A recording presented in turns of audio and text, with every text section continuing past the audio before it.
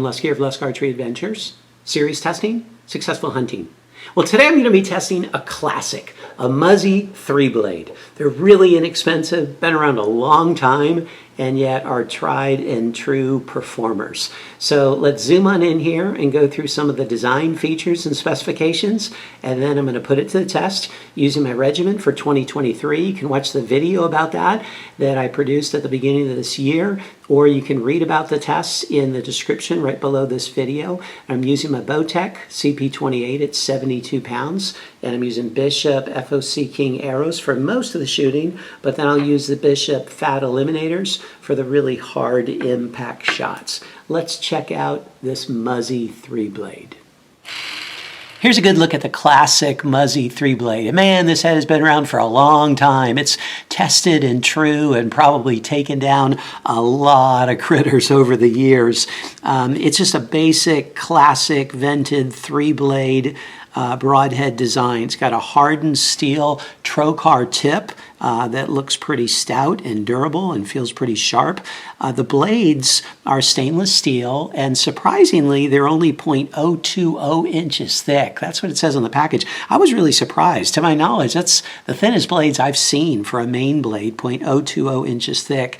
And the cutting diameter on these is 1 3/16 inches, which is nice. A lot of the 3-blade heads are 1 1/8 inch or 1 2/16 inches, and so this is a little bit bigger than kind of the norm in that sense, and they feel like pretty sharp blades. Now I will, and I don't know if I mentioned this, but it's got aluminum ferrule to it as well. We'll have to see how that holds up. One thing I like and dislike, okay, it's a love-hate thing, is their blade retention system. So I like how secure it is. I mean, these blades are in there. There is no way these things are going to come out, okay, during impact, unless the whole thing were to blow apart or break in half or something. But man, are they a pain to put in. So they come in a pack of 6, so you get a really good deal on them.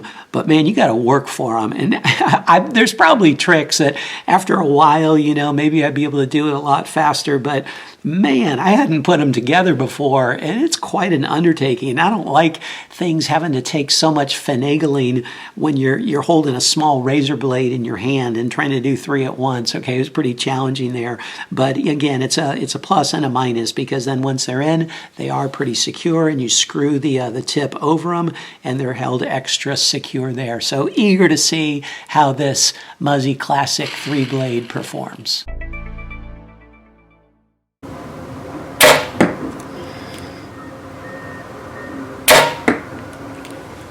Nice groove, really solid flight. 175 grams to break the wire. That equates with a 10 on a 10-point scale.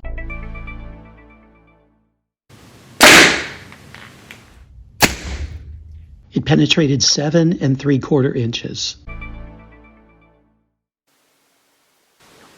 It took an additional 125 grams to break the wire. That translates as a 7.5 on a 10-point scale. It penetrated through 59 layers.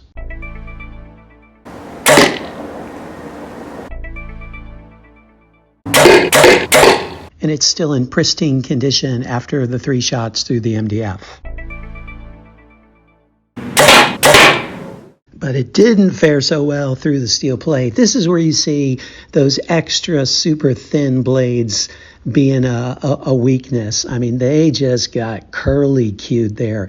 You can see the first shot in the steel plate on the right, and it's just like a classic little hole with 3 little slits.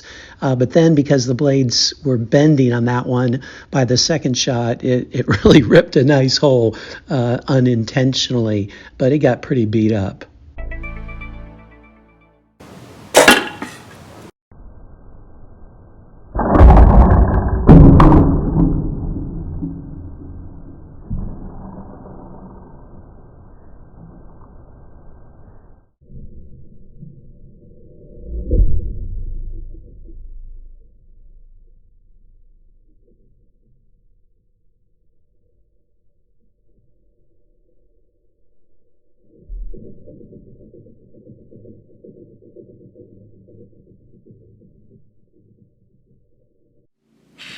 Here's the Muzzy after going through the MDF 3 times, the steel plate 2 times, and then into the concrete.